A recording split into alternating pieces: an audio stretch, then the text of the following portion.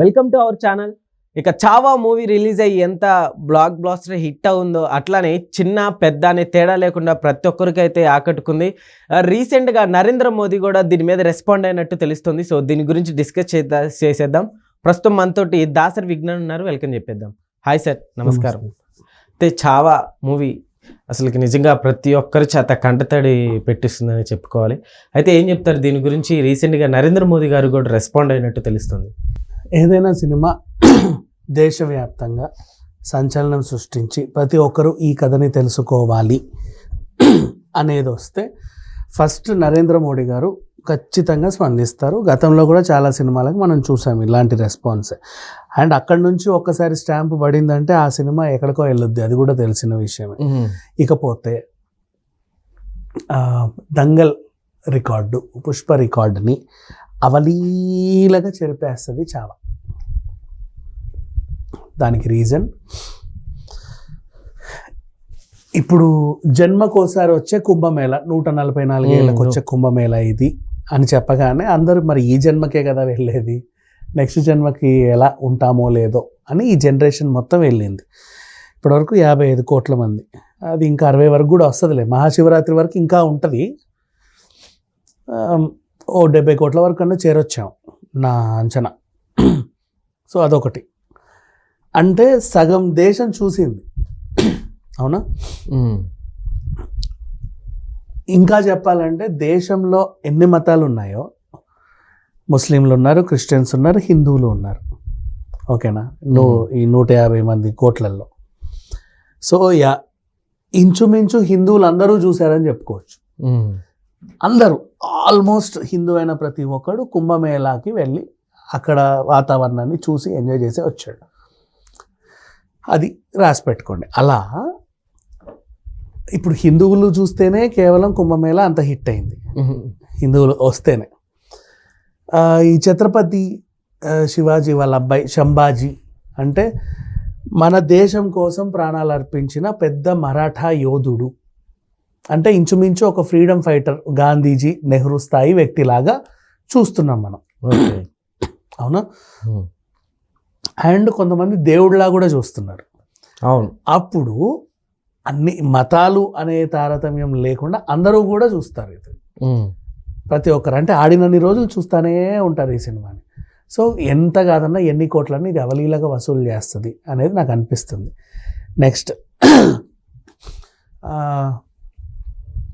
శంభాజీ స్టోరీకి అండ్ ఇలాంటి కథలు, ఇప్పుడు రుద్రమదేవి కానీ, శాకుంతలం కానీ, శంభాజీ కానీ, ఇలాంటి టైప్ కథలు ఏంటంటే పిల్లలకి లెసన్స్, నువ్వు ఎడ్యుకేషన్ వాల్యూస్ పెంచుతున్నావు నీ సినిమా ద్వారా, జనాలకు తెలియని హిస్టరీ చెప్తున్నావు.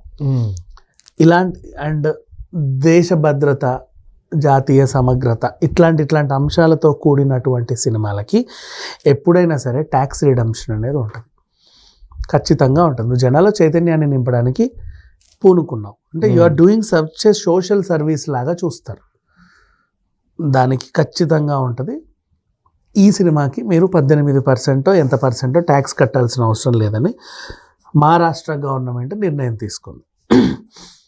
నౌ అదొకటి. నెక్స్ట్ స్కూల్ పిల్లలకి ఎక్స్ట్రా షోలు వేస్తున్నారు. వీళ్ళు వేయడం కాదు, వాళ్ళు వస్తున్నారు. ఓకే. స్కూల్లో ప్రిన్సిపల్ మాట్లాడి ఈరోజు మా పిల్లలు వస్తారండి, మీ థియేటర్లో ఎన్ని సీట్లు ఉన్నాయి, ఎన్ని షోస్ వేస్తారు, మధ్యాహ్నం షో ఒకటి కానీ పెట్టండి, రేపు కొంతమంది, ఎల్లుండి కొంతమంది. ఇప్పుడు స్కూల్లో 1000 మంది ఉన్నారనుకో సరిపోతుంది థియేటర్. లేదు ఇంకా ఎక్కువ మంది ఉన్నారనుకో, 3 రోజులు 4 రోజులు అదే పనిగా టీచర్స్ వచ్చి వ్యాన్లో వాళ్ళని ఎక్కించుకొని వెళ్ళి సినిమా చూపించి వస్తున్నారు. ఇప్పుడు 1000 మంది పిల్లలు చూసారంటే వాళ్ళందరూ ఇంటికి వెళ్ళి చెప్తారుగా, మళ్ళీ 1000 మంది ఫ్యామిలీలు ఇంకోసారి చూద్దామని వాళ్ళు చూస్తారు. అలా ఎంతోమంది చూస్తారు ఈ సినిమాని.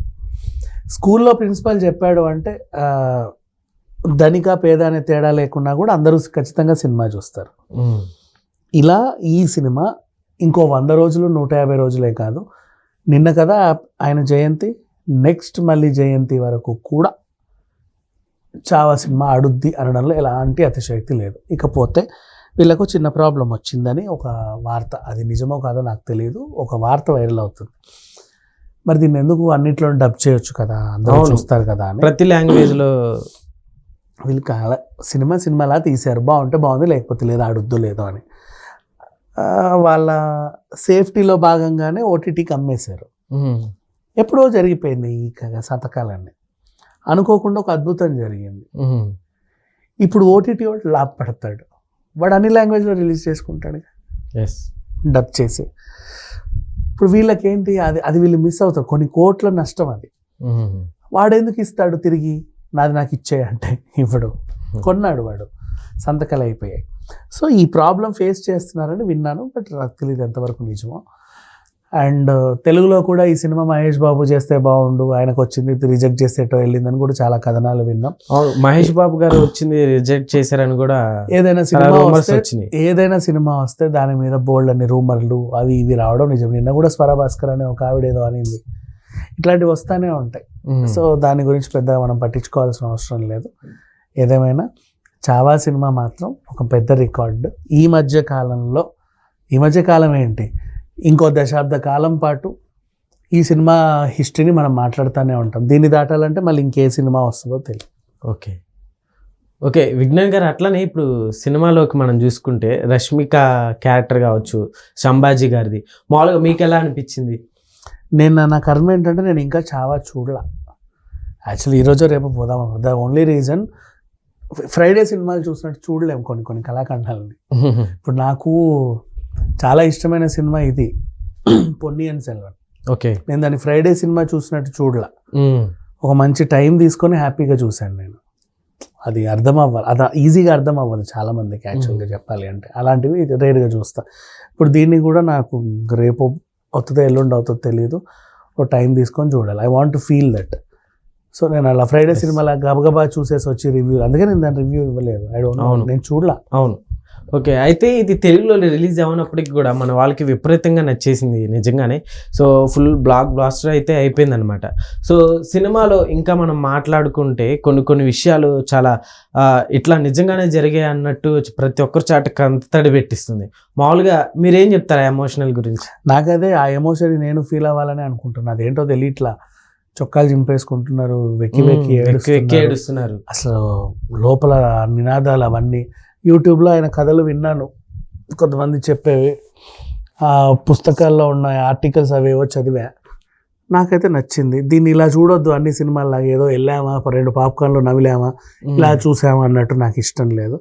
దానికి ఒక ప్రత్యేకించి అంటే ఒక రెస్పెక్ట్ ఇచ్చి దాన్ని ఒక పర్టికులర్ టైం దానికంటే కేటాయించాలనుకున్నా. మోస్ట్లీ 2 డేస్లో కవర్ చేసేస్తాను. ఓకే,